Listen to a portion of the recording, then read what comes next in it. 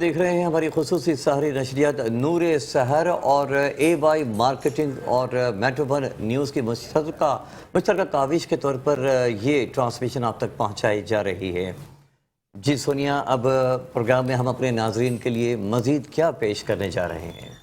اثر اب جو ہے ہم اپنے عالم دین کی طرف جائیں گے، اور جو آج کا ہمارا موضوع بحث رہے گا وہ ہے رمضان اور قرآن۔ اسی پر آج ہم ڈسکس کریں گے کہ رمضان اور قرآن کا کیا تعلق ہے اور کتنی فضیلت ہے رمضان میں۔ اور پہلے ہم کویشچن کر لیتے ہیں بالکل، آج کا سوال اگر ہو جائے۔ پہلا جو میں سوال آپ سے کرنا چاہوں گی، رمضان اور قرآن کا اصل تعلق ہے کیا، اور رمضان ہی کے مہینے میں قرآن پاک کو کیوں نازل کیا گیا؟ بسم اللہ الرحمن الرحیم۔ سب سے پہلے تو میں مشکور ہوں آپ حضرات کا اور میٹرو چینل کا کہ مجھے آج کی اس خوبصورت محفل میں شرکت کا موقع عنایت کیا، اور آپ کا یہ سوال بہت ہی عمدہ ہے ماشاءاللہ، اور بہت بہترین ہے کہ قرآن اور رمضان کا بڑا گہرا تعلق ہے، بڑا گہرا رشتہ ہے۔ اللہ رب العالمین نے جب قرآن مجید کو لوح محفوظ سے نازل کیا، لوح محفوظ میں جمع کیا، تو آپ دیکھیے کہ رمضان المبارک کے اس بابرکت مہینے کو چنا اس کے لیے، اور پھر حضور نبی اکرم صلی اللہ علیہ وسلم کے قلب اطہر پر 23 سال کا عرصہ لگا، اور 23 سال کے عرصے میں نازل ہوا لوح محفوظ سے۔ اب جس رات میں اللہ تعالیٰ نے قرآن مجید کو لوح محفوظ میں محفوظ کیا، اس رات کو کہتے ہیں لیلۃ القدر۔ قرآن مجید نے بڑا خوبصورت تعارف کروایا، شہر رمضان الذی انزل فیہ القرآن۔ رمضان وہ مہینہ ہے جس میں قرآن نازل ہوا۔ اب قرآن کیوں نازل ہوا، آگے اس مقصد کو بیان فرمایا، ھدی للناس، لوگوں کی رہبری کے لیے، رہنمائی کے لیے، ہدایت کے لیے، اور ساتھ ہی یہ بتا دیا کہ رمضان المبارک کی راتوں میں سے بھی ایک خاص رات ہے جس میں اللہ کا یہ کرم ہوا کہ اللہ تعالیٰ نے روئے انسانیت کی ہدایت کو نازل فرمایا۔ وہ کیا ہے؟ انا انزلناہ فی لیلۃ القدر۔ اللہ تعالیٰ فرما رہے ہیں کہ رمضان کی راتوں میں سے اس رات کی کیا عظمت ہے، ما ادراک ما لیلۃ القدر، تم تو ادراک نہیں کر سکتے کہ کتنی عظمت والی رات ہے۔ تو اس رمضان کے حوالے سے اگر ہم لیں، رمضان کی ہر رات بھی عظمت والی، رمضان کا ہر دن بھی عظمت والا، اس لیے اللہ تعالیٰ نے اس ماہ مبارک میں روئے انسانیت کی ہدایت کا جو پیغام تھا اس پیغام کو نازل فرمایا ہے۔ اس لیے اب قرآن اور رمضان کا بڑا گہرا تعلق اگر ہم احادیث میں دیکھیں تو نبی مہربان آقا دو عالم صلی اللہ علیہ وسلم رمضان المبارک کے اس مہینے میں قرآن مجید کی تلاوت کیا کرتے تھے، قرآن کو پڑھا کرتے تھے۔ ہر سال آپ قرآن مجید کو خود جبرائیل امین کو سناتے، دور کرتے، اور جبرائیل آپ کا قرآن سنتے، لانے والے بھی جبرائیل ہیں۔ اب جس سال آپ اس دنیا سے رخصت ہو رہے ہیں، آپ دیکھیے آخری سال حضور نبی مکرم صلی اللہ علیہ وسلم قرآن مجید کا 2 مرتبہ دور کرتے ہیں، 2 مرتبہ جبرائیل کو پورا قرآن سناتے ہیں، اور یہ پیغام دے رہے ہیں کہ یہ جو ماہ نزول قرآن ہے اس کی اتنی برکت ہے کہ آپ اس مہینے سے اگر اپنا رشتہ قائم کرو گے، تعلق جوڑو گے، تو قرآن فہمی تمہارے لیے آسان ہو جائے گی۔ اگر ہم قرآن سمجھنا چاہتے ہیں، آج کی دنیا کے جو مسائل ہیں ان مسائل کا اگر ہم کوئی حل تلاش کرنا چاہتے ہیں، کوئی سلوشن چاہتے ہیں، ان کا حل تو قرآن میں ہے نا، یہ بات تو بالکل کنفرم ہے۔ تو قرآن سے ہم رہنمائی کیسے لیں؟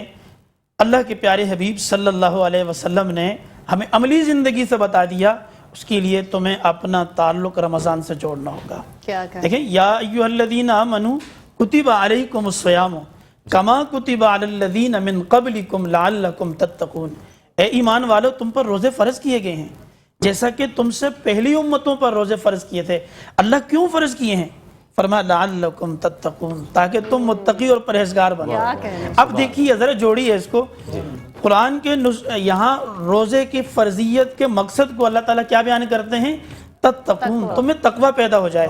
اللہ قرآن مجید کی پہلی سورت جو ترتیبی لحاظ سے ہے سورہ بقرہ، اور سورہ بقرہ کے اندر اللہ تعالیٰ فرماتے ہیں لا ریب فیہ ھدی للمتقین، اس کتاب میں کوئی شک و شبہ ہے ہی نہیں، گنجائش ہی نہیں ہے، لیکن اس سے مستفید فائدہ وہ لوگ اٹھا سکتے ہیں ھدی للمتقین، جن میں تقوی کی روش ہوگی۔ گویا کہ رمضان میں ہم وہ تقوی حاصل کریں گے جس تقوی کی بدولت ہم قرآن سے وہ استنباط کر سکیں گے، اپنے مسائل کا حل تلاش کر سکیں گے، فہم حاصل کر سکیں گے جو اللہ رب العالمین ہمیں دینا چاہتا ہے اور ایک انسان کے لیے مطلوب اور مقصود ہے۔ اس لیے رمضان اور قرآن کا بڑا گہرا تعلق اور ایک مضبوط رشتہ ہے کہ قرآن کو سمجھنے کے لیے رمضان کے روزوں کو، اس کے اہتمام کو اور اس پورے نظم و ضبط کو سمجھنا ہوگا۔ جب ہم اسے سمجھ لیں گے تو تب ہماری زندگی میں تقوی کی روش پیدا ہوگی، تقوی کی روش پیدا ہوگی تو قرآن فہمی ہمارے لیے آسان ہو جائے گی۔ بہت خوب، آپ نے بہت اچھی طرح سے ایکسپلین کیا ہے۔ اس کے ساتھ ہی میں آج کا سوال منتخب جواب کا ٹائم ہو رہا ہے، اور آج کا جو سوال ہے ناظرین وہ ہے حضور صلی اللہ علیہ وسلم چاند کو دیکھ کر جو دعا مانگتے تھے اس کے بارے میں کس صحابی نے بیان فرمایا؟ اس کا فرسٹ آپشن جو ہے وہ ہے حضرت عبداللہ بن عمر رضی اللہ تعالیٰ عنہ، اور اس کا دوسرا آپشن ہے حضرت عبداللہ بن عبید رضی اللہ تعالیٰ عنہ، تیسرا آپشن ہے حضرت زید بن حارث رضی اللہ تعالیٰ عنہ۔ اس کا جو صحیح جواب ہے وہ ہمارے پروگرام کے آخر میں اسکرین پر اسکرول کیا جائے گا، اس پر آ جائے گا اور آپ کو اس طرح سے اس کا صحیح جواب جو ہے وہ پتہ چل جائے گا۔ جی اظہر، آپ کے پاس کوئی اگر سوال ہے تو آپ کیجئے۔ مولانا صاحب آپ سے جاننا چاہیں گے، آپ نے ماہ رمضان کا مقصود بتایا جو کہ تقوی ہے، اللہ تعالیٰ فرماتے ہیں کہ اس کا مقصود جو ہے وہ تقوی ہے، تو یہاں ہماری یہ بھی رہنمائی فرمائیے گا کہ یہ تقوی کیا ہوتا ہے؟ کیا بات ہے، دیکھیں یہ بہت اہم سوال ہے، تقوی کیا ہے؟ جی، تقوی کے حوالے سے ایک ہمارے ہاں ایک تصور ہے، اور ایک میرا اور آپ کا بنایا ہوا تصور ہے یا بہت سارے لوگوں کا تصور ہے۔ ہمارے ہاں تصور یہ ہے کہ جی جس طرح میں نے امامہ پہنا ہوا ہے، ایک پگڑی پہن لے، کوئی بڑا سارا جبہ پہن لے، شلوار ٹخنوں سے اوپر ہو، چہرے پہ داڑھی ہو، یہ تقوی ہے۔ یہ صورت تو ہو سکتی ہے لیکن یہ تقوی نہیں ہے، ماشاءاللہ، ٹھیک ہے جی، یہ تقوی کی صورت ہو سکتی ہے۔ تقوی کے حوالے سے حضرت عمر بن خطاب رضی اللہ تعالیٰ عنہ نے حضرت عبداللہ بن ابی بن کعب رضی اللہ تعالیٰ عنہ سے پوچھا کہ بھائی یہ بتاؤ تقوی کیا ہے؟ تو انہوں نے جواب دیا کہ نبی مکرم صلی اللہ علیہ وسلم نے فرمایا التقوی ہا ہنا، تقوی یہاں ہوتا ہے۔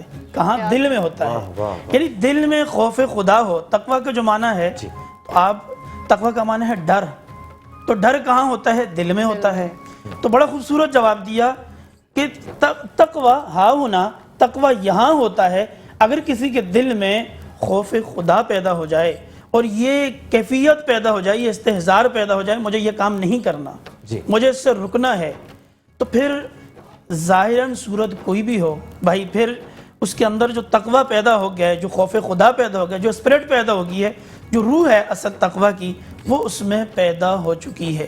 اسی لیے تقوی کا جو اصل معنی ہے وہ ہے خوف خدا، خشیت ہے، اللہ کا ڈر ہے، اور یہ ہمارے وسیع تر اگر ہم معنی میں لیں تو ہماری پوری معاشرت سے جڑا ہوا ہے۔ ہماری پوری معاشرت تقوی کے مفہوم میں جو ہے سموئی ہوئی ہے۔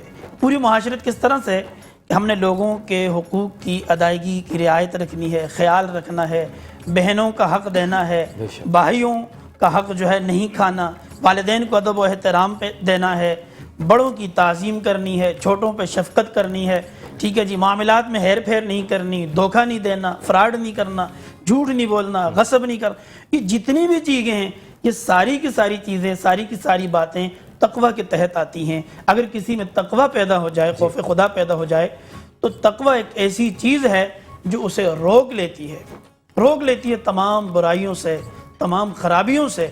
اور اگر کوئی شخص صورتاً وہ تقوی کا لبادہ پہن لے لیکن اس کے اندر تقوی نہیں ہے، خوف خدا نہیں ہے، ڈر نہیں ہے اور استحضار نہیں ہے، یہ کیفیت پیدا نہیں ہوئی، تو پھر وہ جو چاہے کرے، اسے کوئی روکنے والا نہیں، کوئی ٹوکنے والا نہیں۔